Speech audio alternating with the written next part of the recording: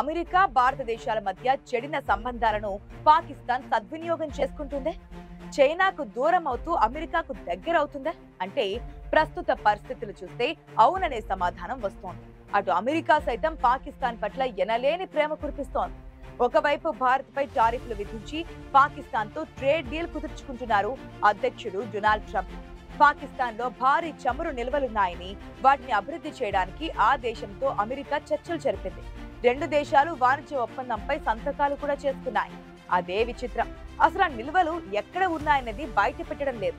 వాటిని ఎలా ఎప్పుడు వెతికి తీస్తారన్న విషయంలో స్పష్టత లేదు. పాకిస్తాన్ తో అమెరికా ఒక ఒప్పందం పూర్తి చేసిందని ట్రంప్ తన ట్రూత్ సోషల్ లో పోస్ట్ చేశారు. ఇందులో భాగంగా రెండు దేశాలు కలిసి పాకిస్తాన్ లోని భారీ చమురు నిల్వ కేంద్రాలు డెవలప్ చేస్తాయని మాత్రమే తెలిపారు. ఈ ఒప్పందం గురించి పాకిస్తాన్ ప్రధానమంత్రి షహబాజ్ షరీఫ్ ఇన్స్టాగ్రామ్ లో పోస్ట్ చేశారు. రాబోయేది పాకిస్తాన్ కు స్వర్ణయుగం అంటూ అమెరికా తమకు తోడుగా ఉండడం తాము చేసుకున్న పుణ్యమేనని నమ్ముతున్నారు. కానీ జనం మాత్రం డొనాల్డ్ ట్రంప్ మాటలపై నమ్మకం పెట్టుకోవడం లేదు. ఎందుకంటే ఇటు భారత్ పట్ల ఆయన ప్రవర్తిస్తున్న తీరును పరిశీలిస్తున్నారు. ఎందుకంటే గతంలో డొనాల్డ్ ట్రంప్ ప్రధాని మోదీతో చాలా సన్నిహితంగా వ్యవహరించారు. ఎంతగా అంటే వారిది అపూర్వ సహోదరుల బంధమని భావించారు. గతంలో అమెరికాలోని టెక్సాస్ లో 2019లో హౌడీ మోడీ అనే కార్యక్రమాన్ని నిర్వహించారు. ఆ సందర్భంలో భారత ప్రధానమంత్రి నరేంద్ర మోదీ డొనాల్డ్ ట్రంప్ ను ఉద్దేశిస్తూ ఆప్కీ బార్ ట్రంప్ సర్కార్ అంటే మళ్లీ ట్రంప్ ప్రభుత్వమే అనే నినాదాన్ని చేశారు. అది ఆ సమయంలో విమర్శలకు దారితీసినా పట్టించుకోలేదు. ఆ తర్వాతి సంవత్సరమే డొనాల్డ్ ట్రంప్ భారత్ కు వచ్చినప్పుడు అహ్మదాబాద్ లో ఆయనకు ఘనంగా స్వాగతం పలుకుతూ నమస్తే ట్రంప్ అనే కార్యక్రమాన్ని నిర్వహించారు. ఇది అమెరికా భారత్ దేశాల నేతల మధ్య సంబంధాలు మెరుగవుతున్నాయనడానికి సంకేతంగా చూశారు విశ్లేషకులు. 2024లో ప్రధాని నరేంద్ర మోదీ ప్రభుత్వం తిరిగి అధికారంలోకి రాగా ట్రంప్ కూడా మరొకసారి అధికారాన్ని చేపట్టారు. కానీ ఇప్పుడు సీన్ మారింది. గత 6 నెలలుగా ఇద్దరు నేతల మధ్య సంబంధం మునుపటిలా కనిపించడం లేదు. అయితే దీనిని తమకు అవకాశంగా మార్చుకునేందుకు పాకిస్తాన్ ప్రయత్నిస్తోంది. చమురు నిల్వల విషయంలో అమెరికాతో పాకిస్తాన్ చేసుకున్న ఒప్పందాలను పాకిస్తాన్ స్వాగతిస్తోంది. దేశ ఆర్థిక వ్యవస్థకు దీన్ని చాలా ముఖ్యమైన ఒప్పందంగా పాకిస్తాన్ ప్రభుత్వం చూస్తోంది. అంతేకాక అమెరికాతో ఇతర దేశాలతో ద్వైపాక్షిక సంబంధాల విషయంలో అతిపెద్ద విజయంగా కూడా పరిగణిస్తోంది. గత కొన్నేళ్లుగా పాకిస్తాన్ ఆర్థిక వ్యవస్థ దారుణమైన దశను ఎదుర్కొంటోంది. ప్రస్తుతం పట్టాలెక్కే దశకు చేరుకున్నట్లు అక్కడి ప్రభుత్వం ప్రచారం చేసుకుంటోంది. ఈ సమయంలో పాకిస్తాన్ ఎగుమతులు ఊపందుకుంటే పాకిస్తాన్ ఆర్థిక వ్యవస్థకు చాలా సాయం చేసినట్లు అవుతోంది. ఇందుకే అక్కడ కేవలం వస్త్రాలే ప్రస్తుతం ఉత్పత్తి అవుతున్నాయి. దానికి పత్తి కూడా ఇతర దేశాల నుంచి దిగుమతి చేసుకోవాల్సిందే. ఎక్కడున్నాయో తెలియని చమురు నిల్వలను ప్రాసెస్ చేసే కెపాసిటీ పాకిస్తాన్ వద్ద లేదు. గత 20 ఏళ్లుగా తమ చమురు నిల్వలు, గ్యాస్ నిల్వల్లో పనిచేసేందుకు ప్రైవేట్ కంపెనీలను, దేశాలను తమ దేశంలోకి ఆహ్వానించేందుకు పాకిస్తాన్ ప్రభుత్వం తీవ్రంగా ప్రయత్నించింది. కానీ భద్రత, సాంకేతిక, ఇతర కారణాలతో ఎవరూ అక్కడికి వచ్చే ధైర్యం చేయడం లేదు.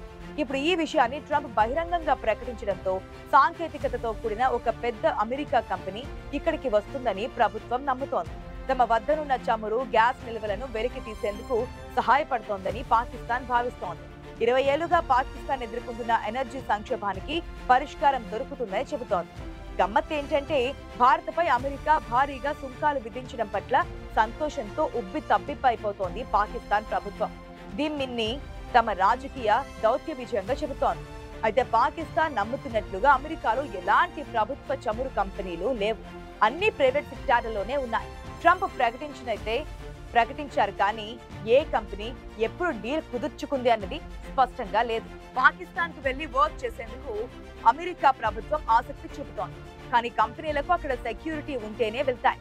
అంతకన్నా ముందు అసలు చమురు నిల్వలు ఎక్కడున్నాయన్న దానిపై ఎవరికీ స్పష్టత లేదు. భారీ చమురు క్షేత్రాలు ఉన్నాయని ట్రంప్ చెబుతున్నారు.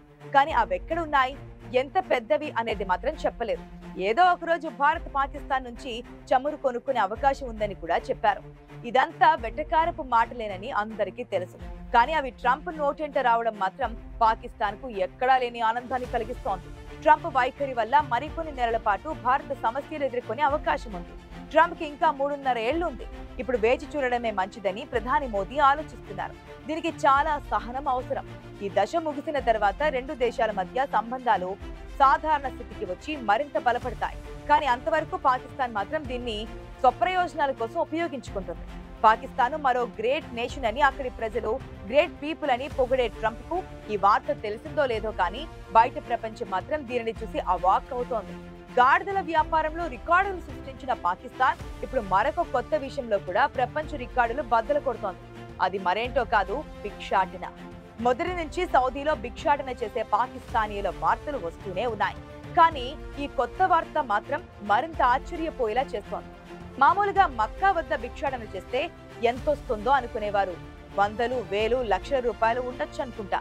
కానీ పాక్ బిచ్చగాళ్ల ఆదాయం ఏడాదికి కోట్ల రూపాయల్లో ఉంది. అది కూడా వేల కోట్లుగా ఉంది.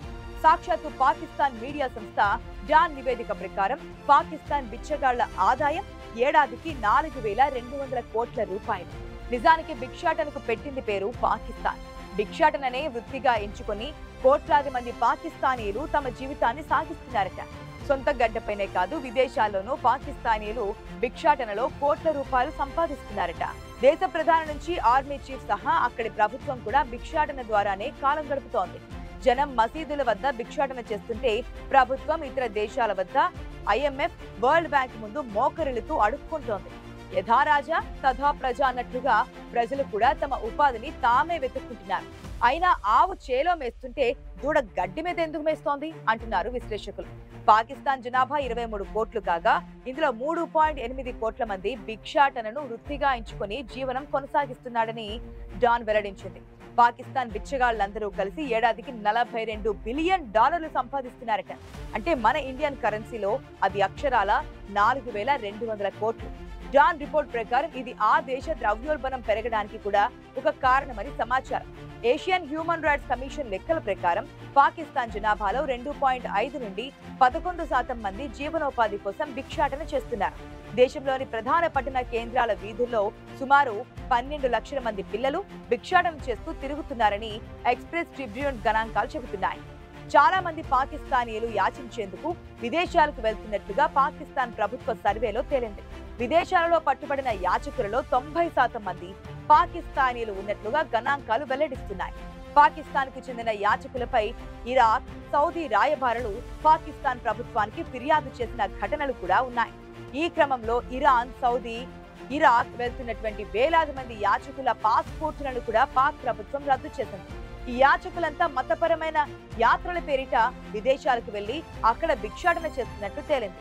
గత 2.5 ఏళ్ల కాలంలో 44,000 మంది యాచకులను సౌదీ అరేబియాతో ఇతర గల్ఫ్ దేశాలు పాకిస్తాన్ కు తిప్పి పంపారు.